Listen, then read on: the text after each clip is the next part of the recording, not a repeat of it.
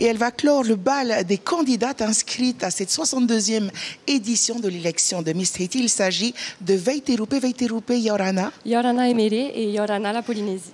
Alors, pourrais-tu nous donner ton nom de famille, ton âge et ta commune d'origine? Alors oui, donc mon nom de famille est Munier. Donc, je suis originaire de la Presqu'île et actuellement, je réside sur la commune de Punavia. Alors, on a eu le temps de discuter un peu en loge. Toi, tu as entrepris des études en psychologie. C'est ça, déjà. Oui. Tu as obtenu ta licence ainsi que ta maîtrise. En métropole. Alors, qu'est-ce qui t'a conduit sur cette voie? Pourquoi la psychologie? Pourquoi pas avocate ou un autre métier? Pourquoi la psychologie? Alors, il faut savoir que mon métier de rêve était de devenir vétérinaire. On va dire que j'ai eu le temps, arrivé en France, de changer de voie, tout simplement. Et donc, c'est à la suite d'une réorientation que j'ai décidé de partir sur la psychologie. Donc, j'ai eu des cours d'introduction à la psychologie qui m'ont donné envie tout simplement de partir dans ce parcours et de poursuivre dans cette voie. D'accord. Alors, est-ce que tu as une spécialité dans le domaine de la psychologie? Oui. Alors, pour ma part, j'ai obtenu un master en psychologie sociale, du travail et des organisations, et donc mon titre de psychologue du travail. D'accord, d'accord.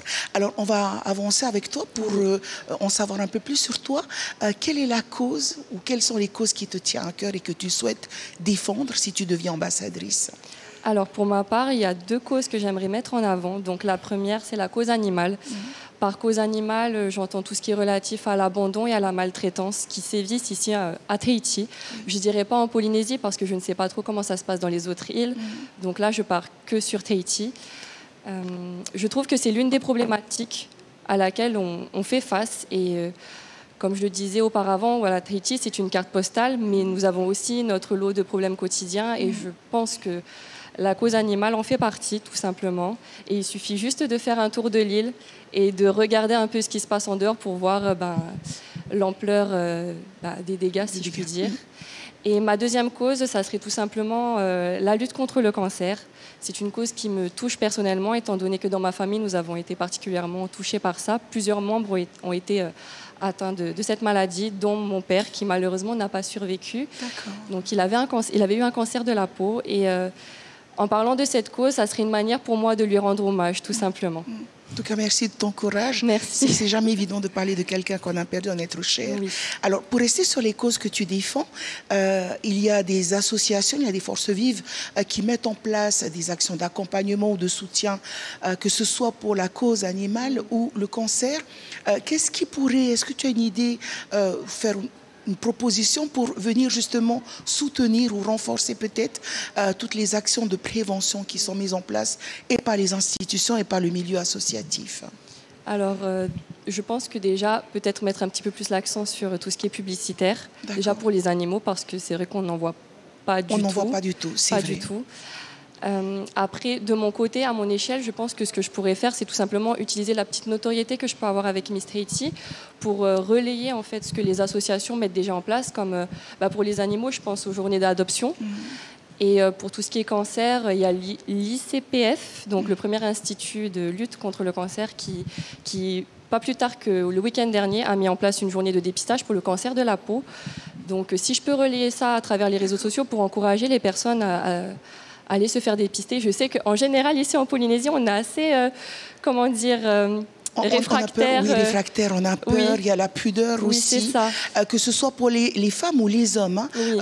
On rappelle que le cancer touche aussi les hommes. Oui. Il n'y a pas que les femmes. Donc, messieurs, n'hésitez pas, nos papas, C'est ça. Nos papas, comme le mien a été touché par ça. Donc, oui, les papas, tous les hommes en général, parce qu'il y a aussi le cancer de la prostate, de la peau. Donc, oui, il faudrait aussi mettre l'accent sur ça, sur la sensibilisation pour les hommes aussi, parce que c'est vrai que les femmes, on parle souvent du cancer du sein ou de l'utérus, mais on oublie qu'il y a aussi les hommes qui sont touchés par les cancers. Tout à fait. Alors, on va parler d'un sujet un peu plus léger, mais néanmoins sérieux. La culture, de quelle manière tu t'intéresses si tu la vis, ta culture? Alors, pour la petite histoire, donc moi je suis née en France. J'ai vécu jusqu'à mes 6 ans, mais j'ai toujours baigné dans la culture polynésienne grâce à ma mère, justement. Donc je tire mes origines polynésiennes de ma mère. Et ça a commencé par la nourriture, donc le hippo, les filifili qu'elle nous faisait à la maison, le poisson cru aussi. Donc quand on est arrivé ici, on n'était pas du tout contre l'idée de manger du vrai poisson. Là, on était vraiment contente. Après, quand je suis arrivée en Polynésie, ça a été au travers de la danse. Je pense aussi à la musique. J'ai toujours baigné dans la musique locale. Bon, je ne suis pas musicienne, je ne suis pas danseuse pro, mais voilà. Mais tu connais nos artistes, oui, tu aimes les chansons. Ah oui, complètement. Et je trouve que c'est... Enfin voilà, on n'est pas des experts, mais on sait tous quelque chose de notre culture. Et comme nous l'a dit Hinatea Kolombani, c'est bien justement d'être dans ce partage, dans la transmission. Donc c'est ce que ma mère a toujours fait avec nous. Et même là, avec Miss Haiti, donc grâce à Hinatea, elle continue elle nous transmet en fait ses savoirs. Et c'est vraiment...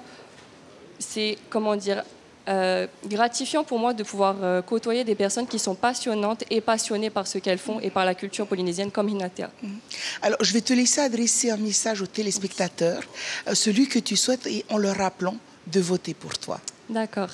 Alors, déjà, je tiens à remercier ma famille et mes amis qui me soutiennent déjà et le public en règle générale.